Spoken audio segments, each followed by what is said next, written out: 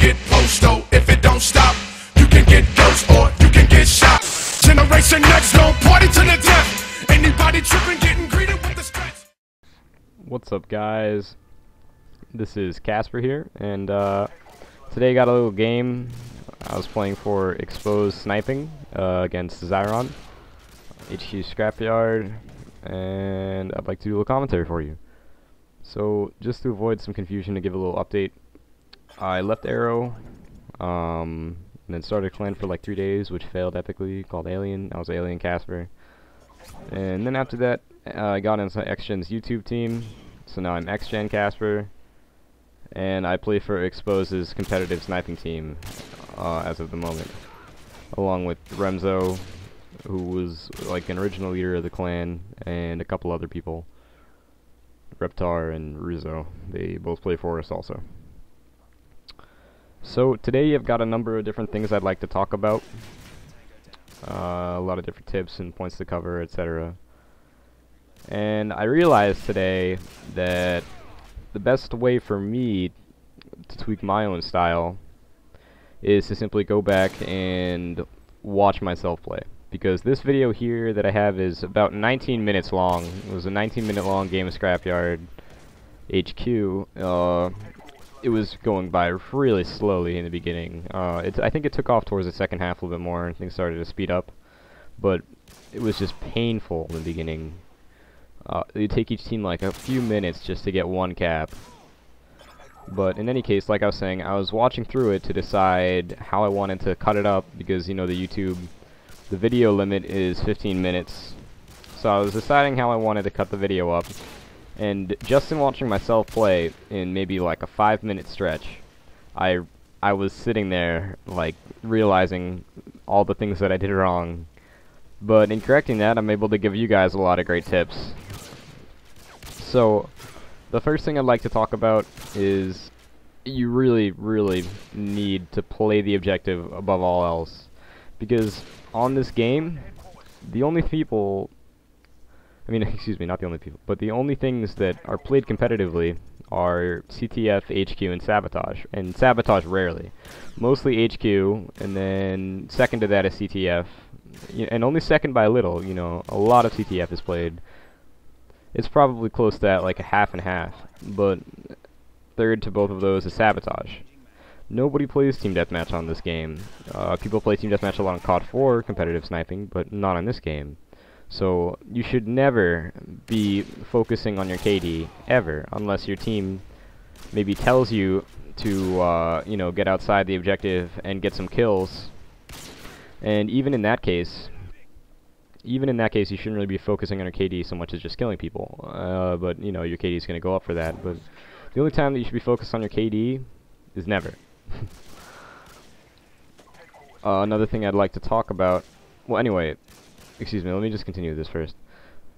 With your KD and like lack of concern for it, your objective has to always be the priority. You want to always be focusing around HQ, around defending your own flag, or around defending your flag runner, or running the other team's flag. But another topic I'd like to talk about is playing defensively and offensively. That was another big thing that I realized today. Scrapyard is one of those maps where you really have to pick in between the two, and there you can see Proximity, aka Arrow Ruzo, just going off on some noobs. But in any case, Scrapyard, you really have to pick and choose between being an offensive player and a defensive player. There isn't a whole lot of middle ground in that scenario, because you have a lot of objects of cover, like barrels and the trucks and the dumpsters and that concrete wall that I'm shooting at now, and I got raped, that really allows players to be very defensive. So that's what a lot of people do, is they just camp those spots and play defensively. A lot of other players, in contrast, play the exact opposite. They're constantly moving around the map, going from cover to cover, you know, scaling the perimeter and stuff. And a lot of people are successful in that as well. But in order to be able to do that successfully, you need to know how to attack the really great camping spots. Namely, the first thing that comes to mind is the white truck. Now, people are always behind that. In every game, there's someone that is behind it a lot. Doesn't matter which team they're on, and, you know, in most cases, there's even multiple people that like to get behind it. And none of us can ever say that we've been in a clan match and have never used it at least once. It's just something that's there to use, and it's good to use, you know. If you're trying to play defensively, that's a spot that you want to really control during the game, because it allows you to see both sides of the map. You can even see down the middle, and it's pretty hard for them to attack because you can head glitch behind it fairly easily and have only a little portion of your body showing. And just due to the general inaccuracy of quickscoping in this game with the intervention, because of all the sway that you get at long range, which is a lot more than COD 4, it's hard to kill a head glitcher, even if you yourself are accurate. Like 9 times out of 10, you won't hit it the first shot, unless maybe you're using Marathon, because for some reason, the shots tend to be a little bit more accurate with that. But in any case, you need to know how to attack the white truck as well if you're trying to be an offensive scrapyard player. The easiest way to do that is just flank it constantly. Avoid running down large open spaces like through the flaming truck or to the left of the flaming truck, or running out of the openings of the warehouse buildings across from the white truck, because there's not a whole lot of cover in those areas, and the cover that is there is cover that you can shoot through, so it's generally not a smart option. You're gonna get killed most of the time. It's pretty dumb to do it frequently. So the best way to attack it is to go around the map, you know, go around the perimeter and try to get inside the warehouse that's closest to the white truck, the one behind it, because usually people have their backs to that, or their sides at least, you know. And if you get inside that, you can pop out and kill the white truck camper fairly easily. Now granted, he's probably going to be there a lot during the game and will most likely respawn and try to get there, but once someone on your team establishes control after he's dead, it's going to be really hard for him to take it unless he decides to use it with take the white truck with the same method that you used. Okay, but besides that, another thing that I'd like to talk about is patience. A lot of people don't tend to have a lot of patience in competitive sniping when it comes to you know, waiting for the predictable movements of their enemies in a game, or their opponents, the players on the opposing team. Because if you really think about it, and I use that term lightly because you don't really have to think a lot, but most people play predictably, okay? They go to the same spots.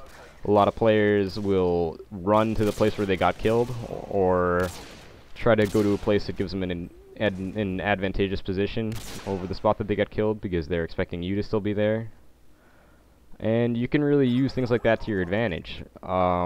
You know, if you're trying to defend an HQ, shift your spot around. Don't stay in the same spot. That's a stupid thing to do, because no matter how many people you kill, if you remain in the same spot or in the same general area of an HQ, they're going to tell their teammates, and they're going to see that themselves, and just focus all their effort into killing you and putting people around that one spot. It's going to be really hard to hold down the HQ, so always be switching your spot around. That's a really, really important thing to do. Other than that, I'd say another really important thing to consider when you're playing is to simply cover yourself frequently. You know, be looking around. It's generally stupid to walk across large unexposed, not unexposed, but large exposed areas of a map without, you know, looking left or right, or checking your back, or making sure that there's a piece of cover behind you so that someone can't pop out and kill you, which is something that I do a lot, especially in Scrapyard. There's a lot of areas where you're forced to run across a very, very exposed part of the map in order to get to the HQ from your spawn point, and that's something that I do a lot. And I do it, you know, I'm not very cautious in that respect. I just go straight across, which is really stupid of me to do, and I'm going to stop doing it now after watching this gameplay, or hopefully I'm going to try to stop doing it. But like I was saying, always be sure to cover yourself, and if you can, avoid going through those exposed areas, which again I think has to do with patience. A lot of people aren't patient enough to take the long way around the map and get to the HQ.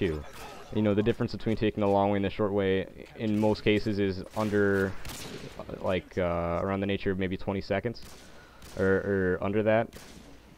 So it's really not a whole lot more time that you have to spend to get to where you need to go. but you'll get there a lot safer. And you know, if you die, you're gonna have to wait 5 seconds, and you're gonna be of no use to your team in those 5 seconds. So it really does help to take the long way around, as long as it means taking the more protected area, or the more protected way to the HQ. Which again has a lot to do with flanking. Lately I've been playing with Exile Zapdos a lot, and I'm not doing this to give a shout out, but he tends to flank a lot, and it's something that really helps him out. But anyway, that's today's game, and I'll see you guys later. Another commentary is following this up soon. Peace.